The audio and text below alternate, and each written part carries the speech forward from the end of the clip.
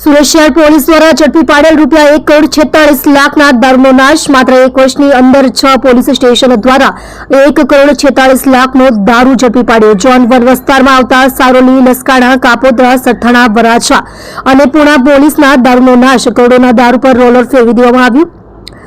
નશા આબકારી વિભાગ, મામલતદાર અને પોલીસના ઉચ્ચ અધિકારીઓની ઉપસ્થિતિમાં દારૂનો નાશ કરાયો.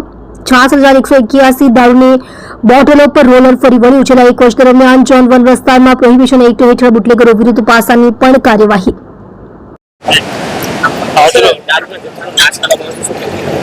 आज रोज जोन 1 पुलिस स्टेशन के विस्तार में इसमें वराछा, पूना, सरोली, सताना, लसकाना और कापोद्रा पुलिस स्टेशन आते हैं. इसमें टोटल 1,46,16,000 का जो मुद्दा माल है वो डिस्ट्रॉय किया गया.